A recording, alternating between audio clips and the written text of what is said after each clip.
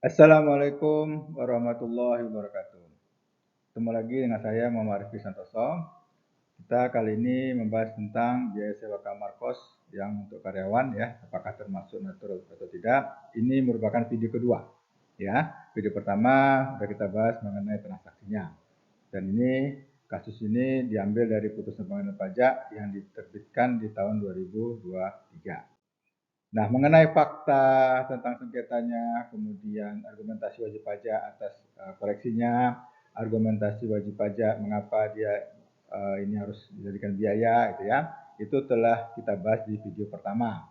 Nah, di video ini saya akan membahas mengenai apa pengertian dan jenis dari natura yang ada dan perpajakan atas kasus ini, gitu ya.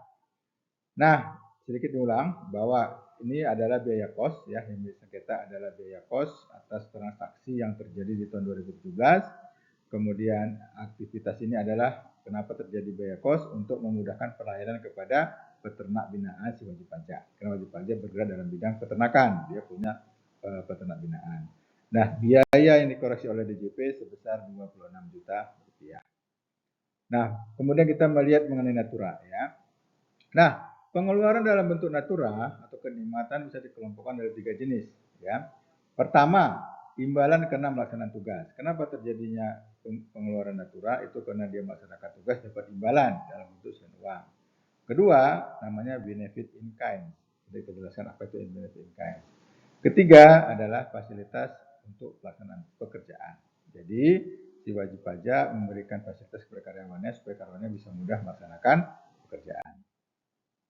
Imbalan karena pekerjaan itu merupakan bagian dari gaji atau reward gitu ya. Misalnya dia gajinya dibayar sebagian dalam bentuk beras atau bonus. Ya, jadi tidak dalam bentuk uang. Jadi dia dapat bekerja, dapat imbalan. Nah, itu natural dalam karena bentuk pekerjaan.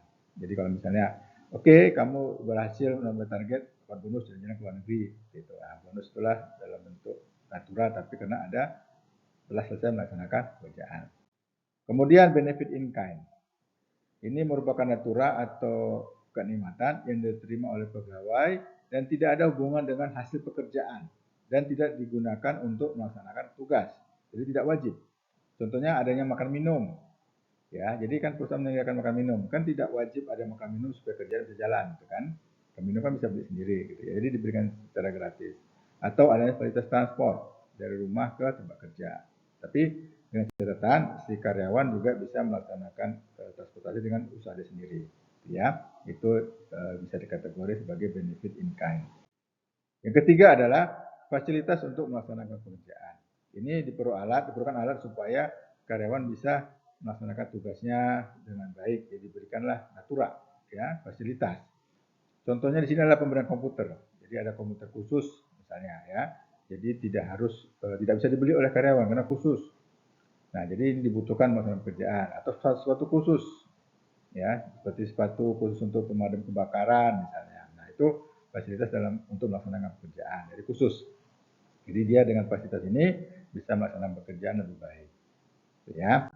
Nah, pada kasus ini tentu kos itu masuk yang mana, gitu ya. Nah, kos ini adalah termasuk fasilitas untuk melaksanakan pekerjaan. Jadi bukan imbalan, ya, karena dia harus dengan adanya kos ini akan memudahkan melaksanakan pekerjaan. Jadi bukan imbalan karena bekerja berhasil dapat imbalan seperti gaji, bukan termasuk imbalan. Transaksi terjadi pada tahun 2017 sehingga pembahasan kita adalah memakai Undang-Undang PPH sebelum diubah dengan Undang-Undang Nomor 11 tahun 2020 tentang Cipta Kerja. Jadi kita masuk ke situ nanti ya. Di dasar kita itu ya, undang-undang yang berlaku pada saat terjadinya transaksi. Berdasarkan data wajib pajak, ya, jadi WP ini memberikan uang kepada pegawainya. Kemudian uang itu digunakan oleh pegawai untuk membayar sewa kamar. Sewa kamar ini berdasarkan perintah si wajib pajak atau perusahaan. Tidak ada informasi bahwa apakah ide untuk kos ini dari wajib pajak atau karyawannya. Ya, tidak informasi. Jadi kita asumsikan saja karena ini perintah, maka inilah ide dari perusahaan. Itu asumsi ya, karena perintah seperti itu. Jadi bukan ide siapa-siapa, karena tidak ada informasi tentang itu. Berdasarkan transaksi yang ada, sewa kamar ini bukan dalam bentuk natura atau kenikmatan. Kenapa? Karena ada aliran uang, bukan dari uang itu dari wajib pajak ke karyawannya, bukan dari wajib pajak ke pemilik kamar. Jadi si wajib pajak menyerahkan uang kepada karyawannya, nanti baru karyawan ini ngasih ke punya kamar. Jadi ini merupakan biaya pengganti transport, sehingga majelis hakim memberikan putusan tidak koreksi DJP dibatalkan. Nah, alasan wajib pajak sudah jelas, kemudian saya melihat putusan hakim ini sudah sesuai, ya, sudah benar. Sehingga biaya ini bisa sebagai pengurang, ya, dan tidak sebagai penghasilan kena pajak bagi si karyawan. Yang menjadi pertanyaan adalah, apakah uang yang diterima oleh pegawai bisa sebagai penghasilan atau bukan? Nah, ini tadi sudah dijelaskan ya, bukan ya. Bukan. Kenapa? Karena kalau asumsinya semua itu sebagai biaya, itu bukan. Nah, tapi kalau seandainya ada tidak semua digunakan untuk bayar sewa. Misalnya kasih 100, dia sewanya bayar ke sewa kamar 75. Nah, 25 ini kemana? Ya kan? Sebagai apa? Nah, kalau itu sebagai imbalan, ya, itu objek pajak. Ya, tapi kalau tidak ada kasih 100 semuanya dibayar untuk sewa kos, maka semuanya bukan objek pajak bagi karyawan. Nah, ini ada informasi seperti itu ya. Jadi kalau digali lebih lanjut ya, ada informasi tidak semua biaya sewa kamar itu diberikan kepada si pemilik kamar, maka selisihnya itulah penghasilan bagi si karyawan. Ya, nah bagi perusahaan bagaimana? Semuanya bisa sebagai pengurang karena dalam bentuk uang, ya, bukan dalam bentuk natura.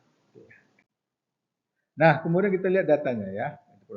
Saya ngambil dari internet nih.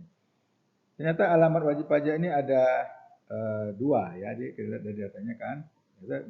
Di Google itu ada dua itu. Jadi dia ada di Kota Palembang. Pertama alamatnya di Tanjung Harapan nomor 8 Palembang dan Jalan Residen Arozak nomor 11 strip 2 28 gini ya, 028 ya. Ilir Palembang. Nah, daerah sewanya daerah Lubuk Sakti. Nanti kita lihat berapa jauh sih jarak dari kantor si wajib pajak ke lokasi kos gitu ya. Nah, kalau emang jauh wajar nggak dia pakai kos? Kenapa dia harus kos? Nah, nanti kita lihat ya, apakah bisa nggak, benar nggak alasannya karena jarak terlalu jauh seperti itu ya. Nah, pembahasan ini kita nanti lihat di video ketiga. Nah, gitu ya. Nanti apakah benar nggak ini jaraknya segitu, gitu ya. Nanti saya lihat melalui Google Map nanti nih. Jadi kita lihat apakah wajar nggak jaraknya untuk bisa dilakukan kos. Kenapa tidak bolak-balik seperti itu. Oke, terima kasih teman-teman. Sampai ketemu lagi di video ketiga pembahasan mengenai jaraknya kewajaran apakah perlu diberikan kos atau tidak. Assalamualaikum warahmatullahi wabarakatuh.